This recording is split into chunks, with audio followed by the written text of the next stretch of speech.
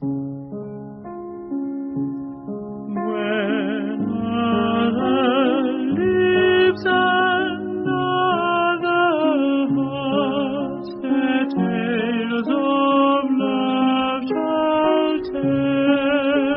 Personal History of David Copperfield by Charles Dickens. In language whose excess imparts the power they feel so well, there may perhaps in such a scene some recollection be. Part 2. I begin life on my own account. Of days that haven't happy been, and you remember me.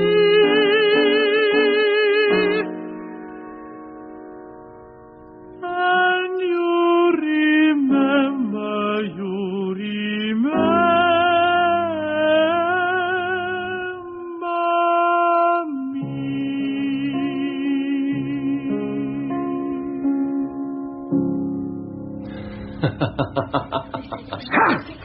Mr. Creakle. Now, boys, this is a new term. Take care what you're about. Come fresh up to lessons, for I come fresh up to the punishment.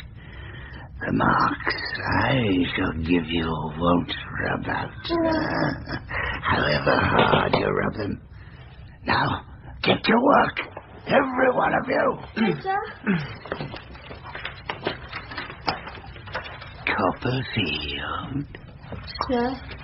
you're famous for biting, but I'm famous for biting too. What's that? It's a cane, sir. No, Copperfield, it's a tooth. Is it a sharp tooth? Hey, does it bite? Hey, do you hear me, Copperfield? Does it bite? I was soon in tears, but I was not alone. Half the school was crying before the day's work began. Steerforth had continued his protection of me and proved a useful ally, since nobody dared to annoy anyone he honoured with his friendship. For my part, I admired him very much and felt a great pride and satisfaction when an accidental circumstance enabled me to be of service to him.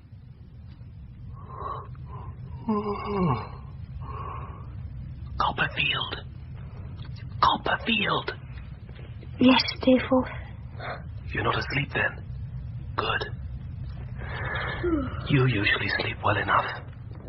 I don't. Not often. That book you were talking about today, what was it called? What book, sir? Some novel. You said Travers reminded you of the hero. Roderick Random. That was it. A novel by... who was it? Tobias Smollett. We've got all his books at home. Smollett, yes. Have you got any of them with you? No. Can you remember them? Oh, yes. I know them all very well. And I think I've got a good memory. Did I tell you what? You should tell them to me. I told you, I can't get to sleep at night, and I wake early. We'll make a regular Arabian Nights of it, and you can start with Roderick Random. And so Roderick offered to stay in the West Indies. Was made surgeon's mate on board the Lizard Man of War.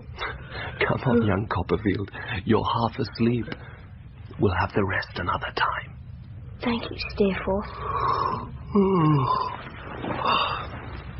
You could go to sleep in class tomorrow morning if you cared to. It's only old Mel. And nobody minds him.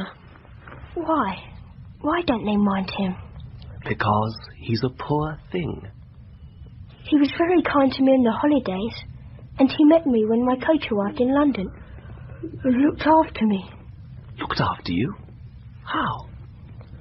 He took me to a place where an old lady cooked breakfast for me. That was uncommonly kind of her. A friend of Mel's, was she? I suppose so. She called him my Charlie. Did she indeed? What sort of place was it? A little cottage. One of a lot of cottages. There was a stone over the gate. It said they were established for 25 poor women. Well, you know who she was, don't you? No. Mel's mother. Mel's mother, living on charity. I don't suppose Creakle knows about it?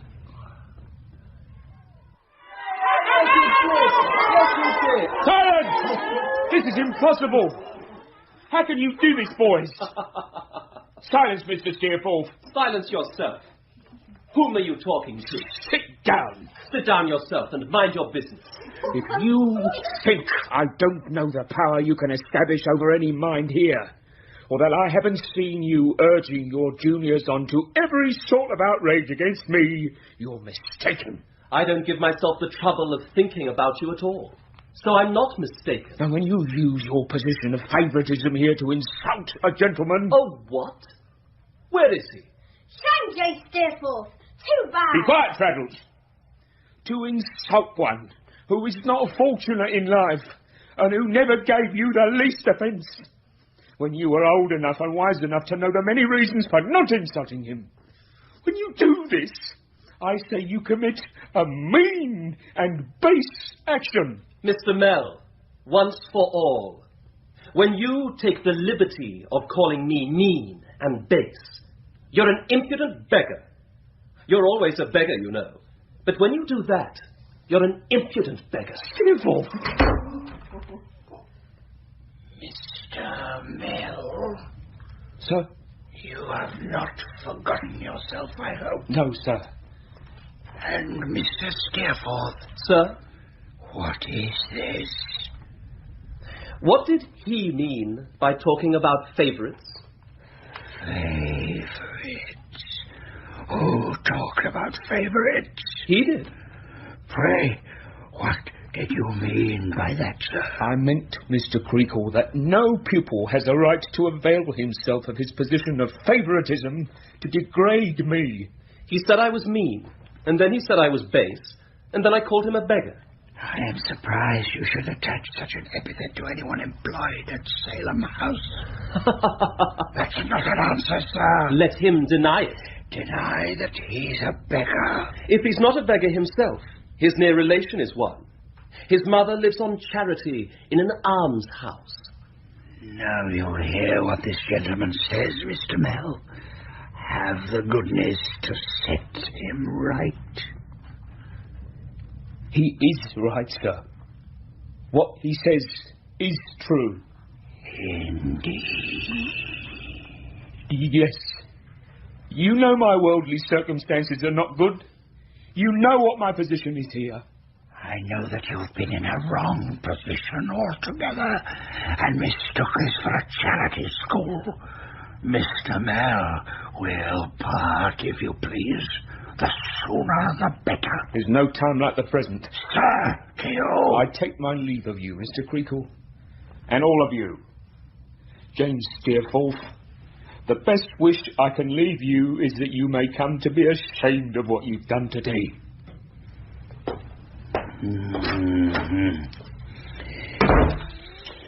Steerforth, you have asserted the independence and respectability of Salem House. Let me shake your hand. Sir. Thomas Traddles, come here. What is this nonsense? Now you really have something to cry about. Boys, get on with your work. What are you blubbing for, Traddles?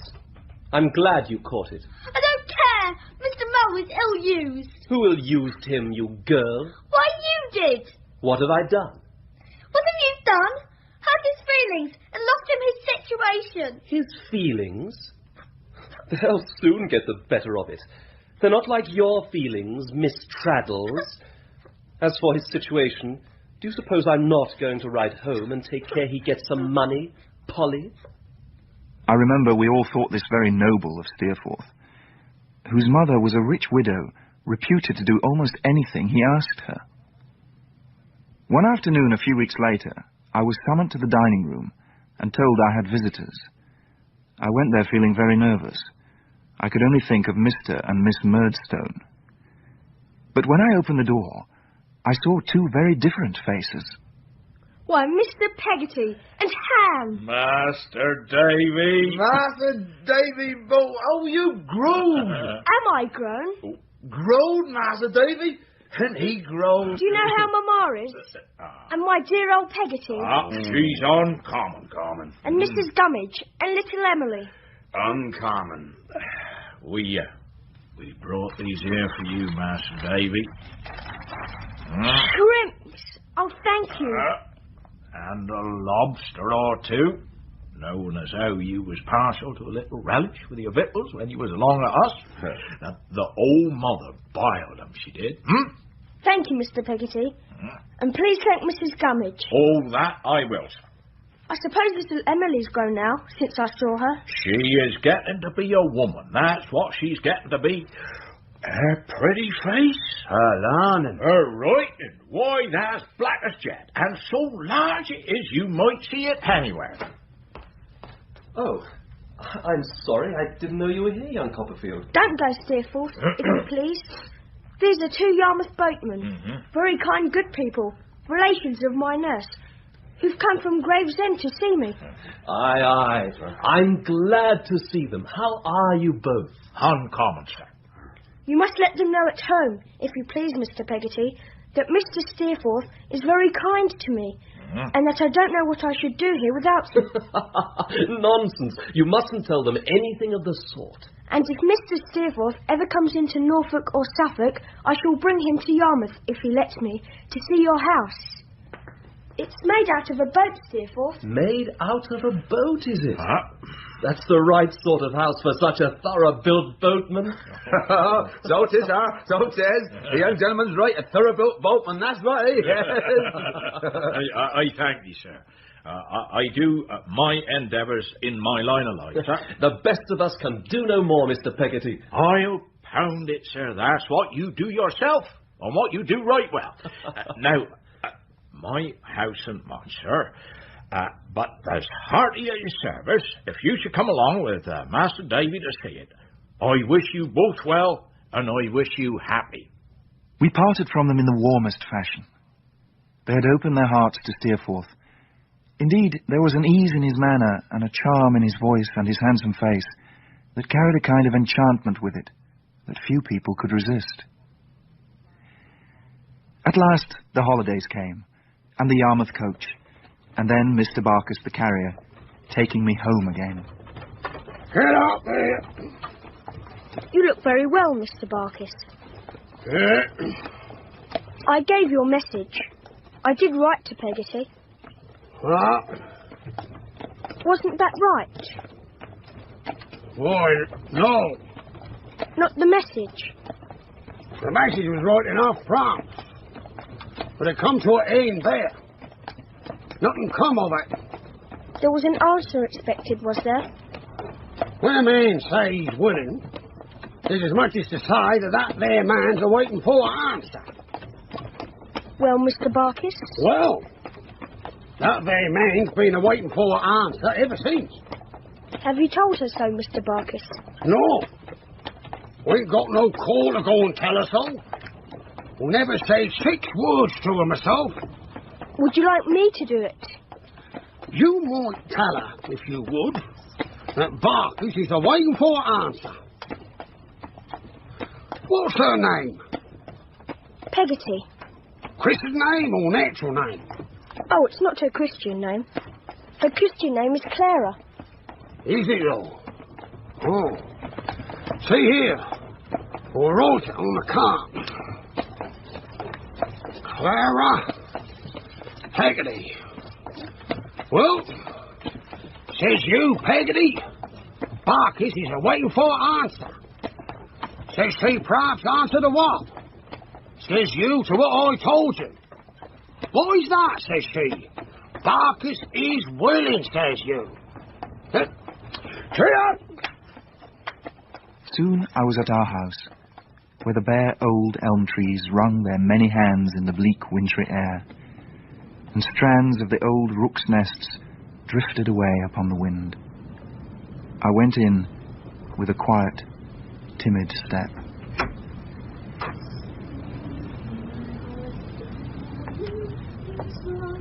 It was my mother's voice. I think I must have lain in her arms and heard her singing to me when I was a baby. It filled my heart brimful, like a friend come back after a long absence. Mother's love slumbers not watching or being. She was sitting by the fire, suckling an infant, whose tiny hand she held against her neck. Her eyes were looking down upon its face. Mama! Davy! My dearest Davy! My own boy! She kissed me and laid my head down on her breast near the little creature that was nestling there, and put its hand to my lips. He is your brother, Davy, my pretty boy, my poor child. I wish I had died then, with that feeling in my heart. I should have been more fit for heaven than I have ever been since. It seemed that Mr. and Miss Murdstone had gone out on a visit and would not return before night. We dined together by the fireside, Peggotty, my mother and I, as if the old days were come back. Peggotty, I've got a message for you from Mr. Barkis.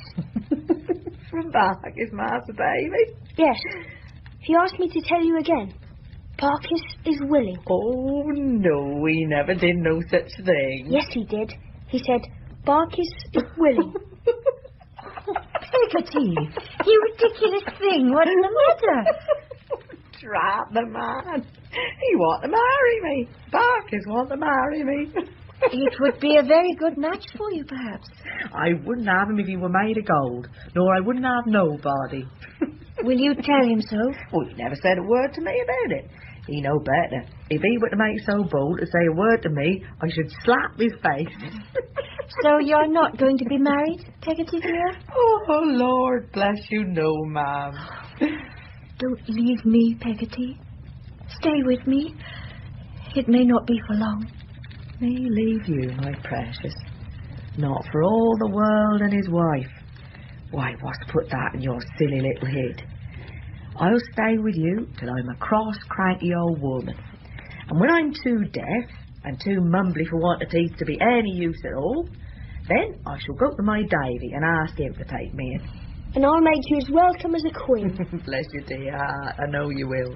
Come, my baby.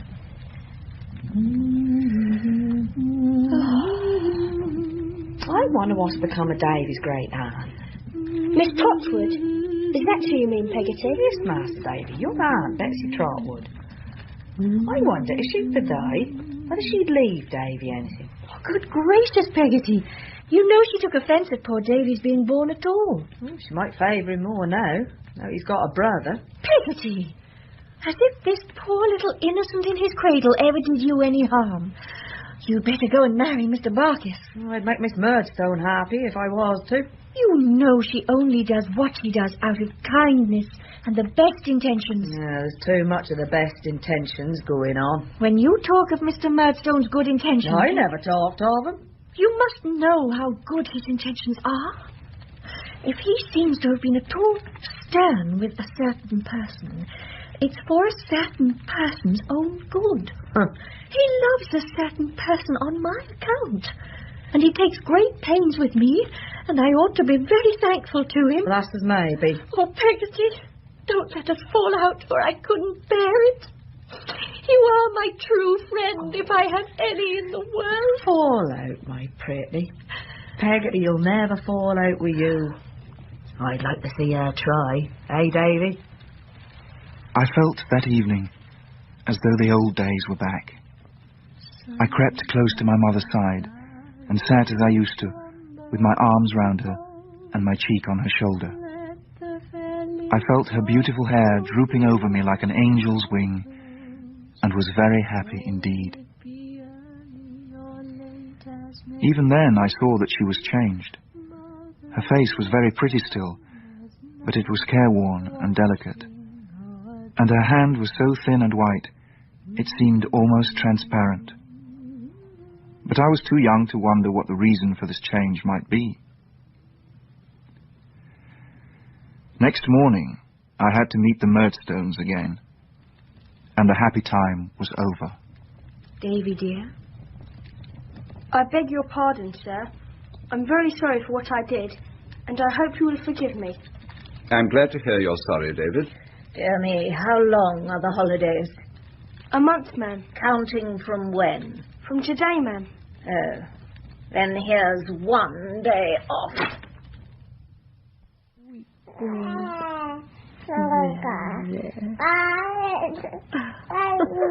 Mama? Yes, baby? Can I hold my baby brother just for a moment? Why, take him, dearest. Oh, he's so tiny. Yes. Oh! Good heavens! Clara, do you see? See what, my dear Jane? He's got it. The boy has got the baby. Come here. Quiet. Quiet. You're with me now. Oh, I feel quite faint. Take him, Clara. Boy, never do that again. You must never touch the baby. No doubt you're right, my dear Jane. David, where are you going? I was going to talk to Peggotty. You will stay here. Oh. I'm sorry to observe you're of a sullen disposition. As sulky as a bear. Now, David, a sullen, obdurate disposition is of all tempers the worst. And of all such dispositions I've ever seen, this boy's is the most stubborn. Oh, even you must see it, Clara. I beg your pardon, my dear Jane, but are you quite sure... Oh, forgive me. But are you quite sure you understand, Davy? I should be ashamed of myself if I couldn't understand the boy, or any boy. Yes. I don't profess to be profound, but I do lay claim to common sense. I think, Clara, others may be better judges on such a question than you. Oh, Edward, you are a far better judge of all questions than I pretend to be. Both you and Jane are. I only said... You only said something weak and inconsiderate. Try not to do it again. David, I remarked that I was sorry to see you're of a sullen disposition. You must endeavour to change it. We must endeavour to change it for you. I beg your pardon, sir. I've never meant to be sullen since I came back. Don't take refuge in a lie, sir. You have withdrawn yourself to your own room when you ought to have been here. I require you to be here, and I require you to bring obedience here. I will have a respectful bearing towards myself and towards Jane Murdstone and towards your mother. I will not have this room shunned as though it were infected at the pleasure of a child. Sit down. Yes, sir. And one thing more. You are not to associate with servants. The kitchen will not improve you. Of the woman who abets you, I say nothing, since you, Clara, from old associations, have a weakness there which is not yet overcome. Oh, a most unaccountable delusion. David, I disapprove of your preferring Mistress Peggotty's company. Now you understand me. If you disobey me, you know the consequences. I knew them too well, and not just for myself. I took refuge with Peggotty no more, but sat wearily in the parlour day after day, looking forward to night and bedtime. So the holidays lagged away, until Miss Murdstone triumphantly pulled the last day off the calendar, and Mr. Barkis arrived to take me away. Gee up! As his cart moved off, I heard my mother calling to me. Goodbye, Davy. My child. Goodbye.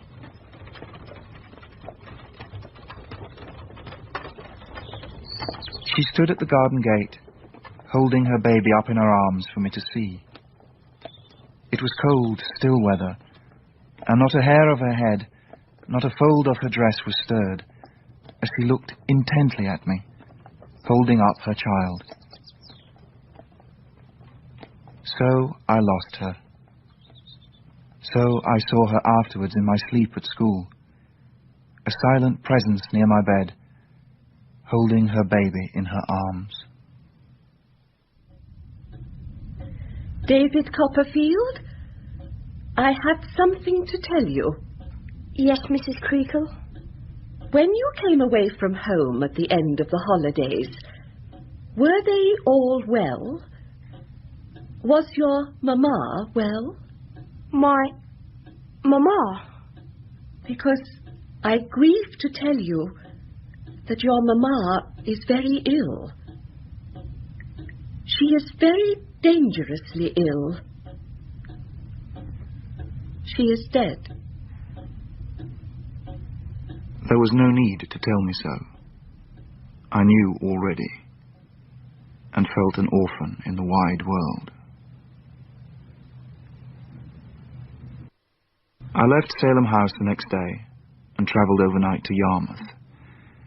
A fat, short-winded, merry-looking little old man in black met me and took me to a shop that called itself Omer, draper, tailor, haberdasher, and funeral furnisher.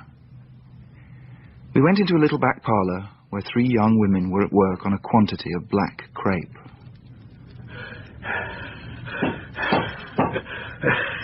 Well, how'd you get on, Minnie? We'll be ready by the trying-on time. Never you be afraid, Father. Oh, that's right. When I got my breath back, I'll measure this here young scholar.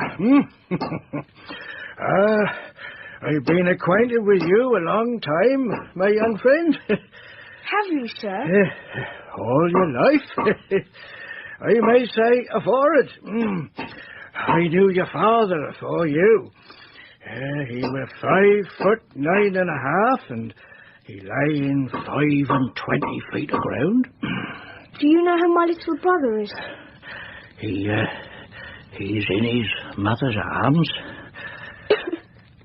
Oh, never you mind it, Morn, you can help, my boy.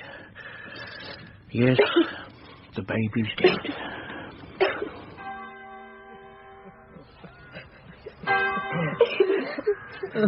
I am the resurrection and the life, saith the Lord. He that believeth in me, though he were dead, yet shall he live. And whosoever liveth and believeth in me shall not die, but have eternal life. I stood apart from the others, with Peggotty, that good and faithful servant, whom of all the people upon earth I loved the best, and unto whom my childish heart was certain that the Lord would one day say, "Well done." She were never well for a long time, Davy. When her baby were born, I thought she'd get better, but she sunk a little every day. I think she got more timid and more frightened like. A hard word were like a blow to her. But she were always the same to me, with my sweet girl. How long was she very ill? Oh, the day you went away, she said to me, "I never shall see my pretty darling again." Something tells me so. She tried to hold up after that.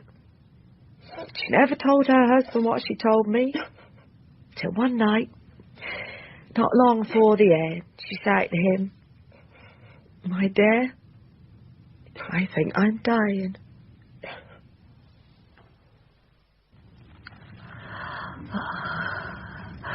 I'm so tired, Peggotty. If this is sleep, sit by me while I sleep. Don't leave me. I'll never leave you. God bless both my children. God protect my fatherless boy. Peggotty. Yes, my dear. If my baby should die too. Oh, Mum.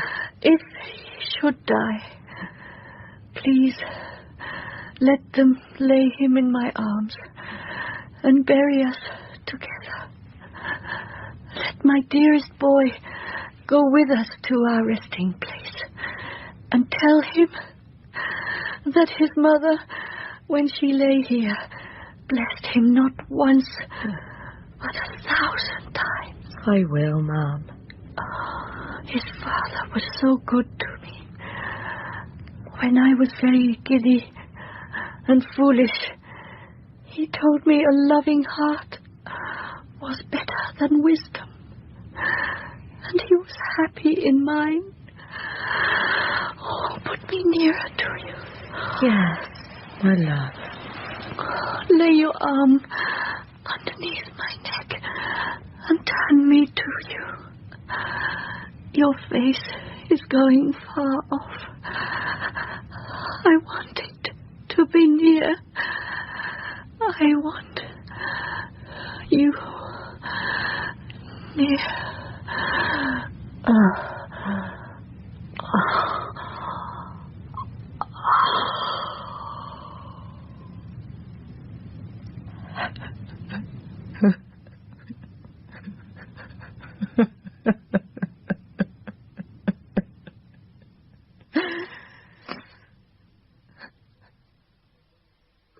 Oh, Davy, my words come true. She were glad to lay her poor head on a stupid cross old Peggy's arm. She died like a child gone to sleep.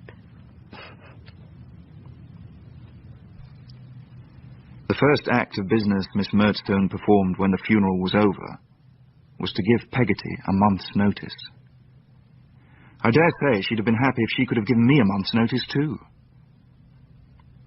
I wasn't sent back to school, but no attempt was made to give me any other education, and I was never disciplined or punished again. It seemed that all I had to fear now was neglect. Davy, dear, I've been thinking that perhaps if they don't want you here at present, they might let you go along with me. Oh, Peggotty, do you think they will? Oh, here, I'll ask her now. Ma'am, when my notice is up, I'm thinking of going to stay with my brother at Yarmouth. I wondered if Master Davy might be let go with me for a week or two. Well, the boy will be idle there, but to be sure he'll be idle here or anywhere, in my opinion. It is of more importance than anything else that my brother should not be disturbed. I suppose I'd better say yes. Yep. It's a beautiful day, Mr. Barkis. That ain't bad. Peggotty's quite comfortable now, Mr. Barkis. Is she, though? Are you? Pretty comfortable? Yes, Mr. Barkis. Really and truly? You know? Are you? Really and truly pretty comfortable? Are you? Are you? Oh, Mr. Barkis, you're that close now, Master Dave's got no room. You don't want him to fall out, do you? Oh. Beg your pardon, Master Davy. But you are pretty comfortable now, though, are you? It was no use. He obviously thought he had hit on a way expedient for expressing himself in a neat, agreeable manner, without the inconvenience of inventing conversation. At length, we arrived at Yarmouth, where Mr. Peggotty and Ham met us. Careful with the big trunk, that's got china. I'll take it. There we go. Goodbye, Mr. Barkis. Come in, Master Davy. Yes, Peggotty. Master Davy, here a minute. I say, that were all right. Oh, yes. That didn't come to an end there. That were all right. Was it? You know who was willing? That were Barkis and Barkis only. Yes. I'm a friend of yourn. You made it all right. Come along, Davy. Goodbye, Mr. Barkis. You did it. You made that all right! What will Mr. Barker say to you? He said it was all right. That is impudence. I don't mind that. David, what should you say if I were to think of being married? Would you like me as much as you do now? Oh, of course I would, my darling. Tell me what you'd say. If you were thinking of being married to Mr. Barkis. Yes? I should think it would be a very good thing. You'd always have the horse and cart to bring you over to see me, and you could come for nothing. The sense of the dear, what I've been thinking of this month back. I wouldn't give it another thought, though, if my Davy was anyways against it. Not if I'd been asked in church 30 times, 3 times over, and was wearing out the ring in my pocket. Peggotty, look at me. You can see I'm really glad. I truly wish it. Oh, bless you, my precious. And now, Master Davy, how's your friend, sir? Steerforth. That's the name. You said that was Rutherford. Well, you steer with a rudder, don't you, Ham? How was he, sir? He was very well indeed when I came away, Mr. Peggotty. Ah, there's a friend, if you think of friends. Why, Lord love my heart alive, if it ain't a treat to look at him. Is he very handsome? Oh, indeed, he's very handsome, Emily. Isn't he, Mr. Peggotty? Handsome? He stands up to you like a...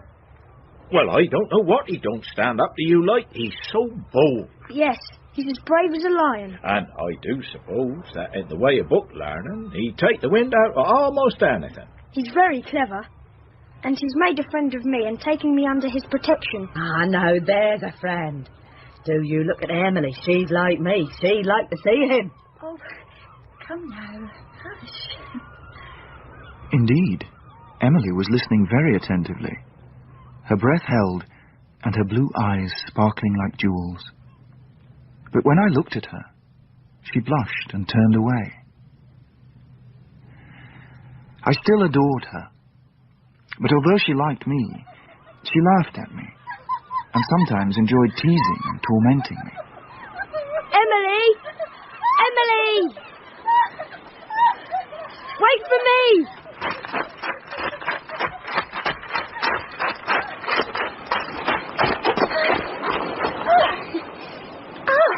It's you, is it? Why, you knew who it was. Emily? No. Can't I kiss you? You let me before. I'm not a baby now. Go away! When it was nearly time for me to go home, it was given out that Mr. Barkis and Peggotty were going to take a day's holiday together, and little Emily and I were to accompany them. Mr. Barkis was driving a chaise instead of his usual horse and cart. The first thing we did was to stop at a church. Mr. Barkis and Peggotty went in. They were away a long time, but at last they came out, and we all drove off into the country. Master Davy, did you see what name as I wrote up on my cart? Yes, I did. Clara Peggotty. What name would that be as I should write up here? Now. Clara Peggotty again? Clara Peggotty Barkis. Peggotty, have you... Yes, my dear. We've gone and got married. Oh, Aunt Clara. I'm very glad that's over. When we came to the old boat that night, Mr. and Mrs. Barkis bade us goodbye and drove off snugly to their own home. I felt then, for the first time, that I had lost Peggotty. I would have gone to bed with a sore heart indeed, if I hadn't been in the same house as little Emily. Oh, how I loved her. I thought what happiness it would be if we were married, and went away to live among the trees and the fields, never growing older, never growing wiser, children always. The following day, Mr. and Mrs. Barkis took me home. Whoa! Here we are, Master Davy. Goodbye, Davy, dear. Oh, Peggotty. There, my love. Young or old, so long as I'm alive and have a house over my head, you'll find a room there for you as if I expected you directly, minute. And if you was to go to China, you might think of your room as being kept just the same all the time you was away. Better not come in. The cat wouldn't like it. Goodbye, my darling. Goodbye, Peggotty. It was strange to me to see the cart go, taking Peggotty away and leaving me looking at the house which had once been my home. Home. Now there was no one there but Mr. Murdstone and his sister. No one to look at me with love or liking any more. And now, day after day, I was coldly neglected. Until at last there came a change. But it was not a happy one. David, we have a visitor. Hello? It's Brooks, isn't it?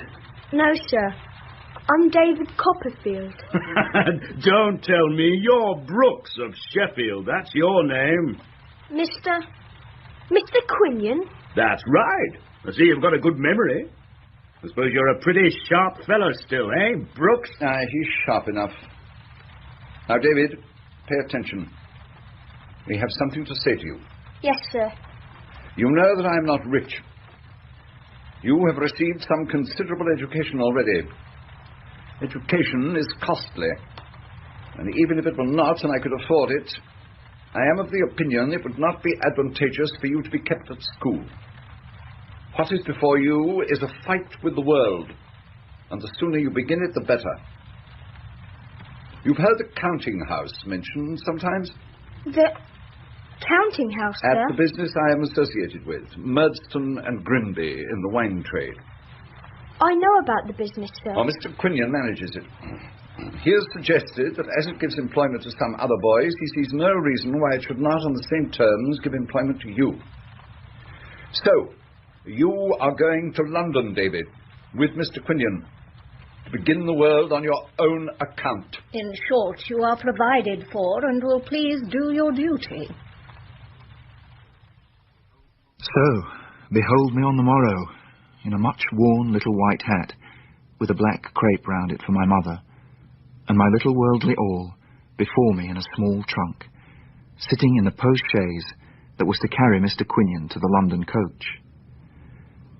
See how our house and church are lessening in the distance, how the grave beneath the tree is blotted out, how the church spire points upwards no more, and the sky is empty. In this manner I began my employment, and my fight with the world. Murdstone and Grimby had a dirty old waterside warehouse with a wharf of its own, literally overrun with rats. A number of boys were employed to rinse and wash empty bottles.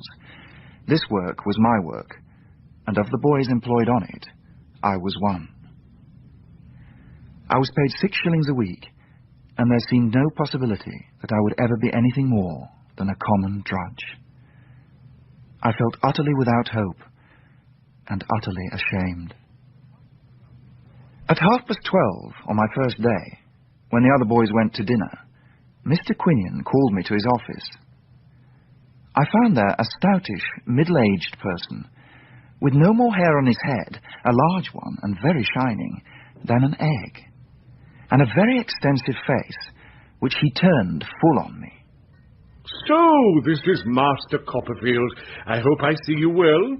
I am very well, sir. I hope you are. I am, thank heaven, quite well. I have received a letter from Mr. Murdstone in which he mentions that he would desire me to receive into an apartment which is at present unoccupied and is, in short, to be let as a bedroom the young beginner who I have now the pleasure to meet. This is Mr. Micawber. That is my name. My address is Windsor Terrace, City Road. In short, I live there. Yes, sir. Under the impression that your peregrinations in this metropolis have not as yet been extensive, and that you might have some difficulty in penetrating the arcana of the modern Babylon in the direction of the city road, in short, that you might lose yourself, I shall be happy to call this evening and install you in the knowledge of the nearest way. At what time shall I? At about 8. At about 8. I beg to wish you good day.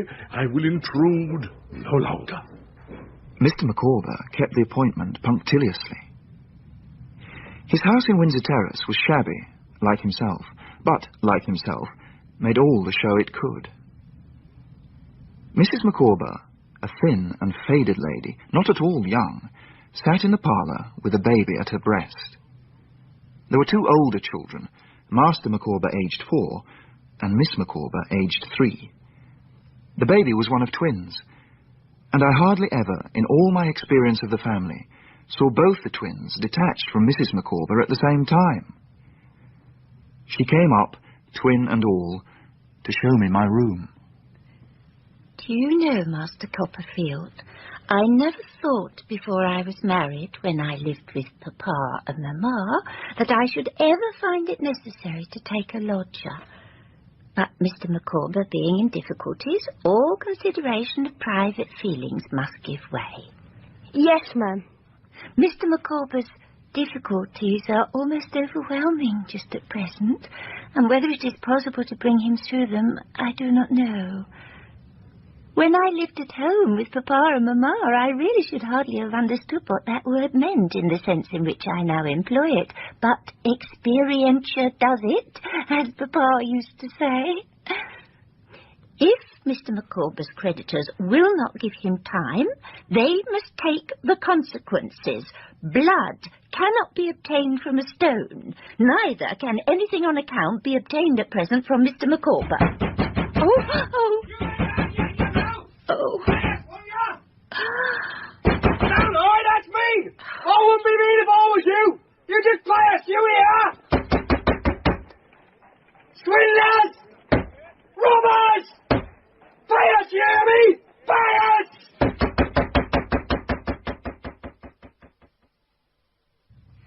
Master Copperfield? Yes, ma'am. I make no stranger of you, and therefore do not hesitate to say that Mr. Micawber's difficulties are coming to a crisis. I'm very sorry to hear it. With the exception of the heel of a Dutch cheese, which is not adapted to the wants of a young family, there is not a scrap of anything in the larder. Oh, I was accustomed to speak of the larder when I lived with Papa and Mamma, and I used the word almost unconsciously. What I mean to express is that there is nothing to eat in the house. Oh, Mrs. Micawber, I have 2 shillings of my week's money left. Would a loan... Oh, no, my dear Master Copperfield. Oh, I couldn't think of it. Put them back in your pocket. But you have a discretion beyond your years, and can render me another kind of service, if you will. Please, tell me what it is. I have parted with the plate myself. 6 tea, 2 salt, and a pair of sugars I have at times borrowed money upon in secret. There are still a few trifles which we could part with, but Mr. Micawber's feelings would never allow him to dispose of them. Master Copperfield, if I might ask you... Please make use of me any time you need to. Oh, you are very kind. The twins are a great tie, and to me, with my recollections of Papa and Mamma, these transactions are very painful. Are your parents dead, ma'am? My Mamma departed this life before Mr. Micawber's difficulties commenced, or at least before they became pressing.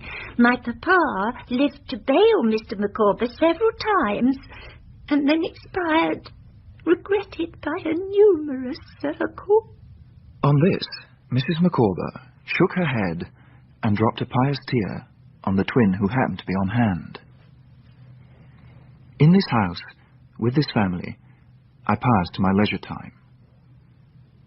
At 10 years of age, I worked from morning till night at the warehouse, a shabby child, insufficiently fed. But for the mercy of God, I might easily have become, for any care that was taken of me, a little robber or a little vagabond. But the circumstances of my life were about to change. Mr. Micawber was arrested early one morning and taken to the King's Bench prison for debt. Copperfield, take warning of my fate. Yes, sir. Annual income, £20. Annual expenditure, £19, 19 shillings and sixpence. Result, happiness. Annual income, £20. Annual expenditure, £20, aught and sixpence. Result, misery. The blossom is blighted, the leaf is withered, the god of day goes down upon the dreary scene, and, in short, you are forever flawed, as I am. Oh, sir. Would you be good enough to lend me a shilling for porter? I will give you a written order on Mrs. Micawber for the amount, which will be discharged when something turns up. Bit by bit, the household furniture was sold for the family benefit, and eventually Mrs. Micawber moved into the prison with her husband. I took the key of the house to the landlord, who was very glad to get it, and moved myself into a little room outside the prison walls. I frequently took supper with Mr. and Mrs. Micawber. By this time, they appeared to have accepted this change in their fortunes quite philosophically. Indeed, when Mr. Micawber eventually learned that he was to be released under the Insolvent Debtors Act, he was less transported by the news than I had expected. Ah, this has been a dreadful day, Copperfield. We stand alone now. Everything is gone from us. Sir? The even tenor of our days is disrupted forever. Farewell, peace of mind. We must voyage into the unknown. You're going away. My family are of the opinion that Mr. Micawber should quit London and exert his talents in the country. Mrs. Micawber's family have decreed that our ties with the metropolis should be wrenched asunder, that I, with my innocent dependents, should wander the face of the earth and dwell amidst the alien corn. In short, in Plymouth. Plymouth? Yes, Plymouth. My family having local influence there. They believe that something might be done for a man of Mr. Micawber's ability at the custom house. They think it indispensable that he should be upon the spot. And do you go too, Mum? I will never desert Mr. Micawber. The pearl necklace and bracelets which I inherited from Mamma may have been disposed of for less than half their value, and the set of coral, the wedding gift of my papa, has actually been thrown away for nothing. My lord! But I will never desert Mr. Micawber. It's no use asking me. Emma, my angel, you cut me to the heart. I will never desert you, Micawber. My life, I am sure of it. He is the parent of my children. He is the father of my twins. He is the husband of my affections, and I never will desert Mr. Micawber. Oh, become, my love, become. Oh, Copperfield, my friend, I crave your indulgence. Perhaps I should leave, sir. Ah, discreet as ever. Indeed, I think that would be best. Oh, I must sedate Mrs. Micawber and persuade her to retire. The vicissitudes of past days have been too much for nerves strained beyond aught the delicate female constitution should be called upon to bear. So, of course, I left them, Mrs. Micawber still sobbing hysterically in her lord's arms. It seemed our final parting was near at hand. I had grown so accustomed to them, and was so utterly friendless without them, that the thought of enduring my present life once they'd gone seemed to me unendurable. A week after his release from prison, Mr. Micawber and his family took coach for Plymouth. I met them at the coach office, and with a desolate heart saw them take their places outside at the back. My dear young friend, a word. Yes, Mr. Micawber? I am older than you, a man of some experience of life and of some experience of difficulties. At present, and until something turns up, which I am, I may say, hourly expecting, I have nothing to bestow but advice. Still, my advice is so far worth taking that, in short, that I have never taken it myself, and am the miserable wretch you behold. Mr. Micawber. I say the miserable wretch you behold. My advice is this. Never do tomorrow what you can do today. Procrastination is the thief of time. Collar him. Yes, sir. Copperfield, farewell. Every happiness and prosperity. If in the progress of revolving years I could persuade myself that my blighted destiny had been a warning to you, I should feel that I had not lived in vain. In case of anything turning up, of which I am rather confident, I should be extremely happy if it should be in my power to improve your prospects. Master Copperfield, God bless you. I never will forget what you've done for us. You're like a son to me. Goodbye, dear Master Copperfield. Copperfield, my friend and companion, goodbye. Goodbye. The coach rolled away, the Micawber family waving their handkerchiefs in farewell, and I went to begin my weary day at Murdstone and Grinby's. But I had no intention of passing many more weary days there. I had come to a resolution. I would run away and find, by some means or other, the only relation I had in the world, Miss Betsey Trotwood.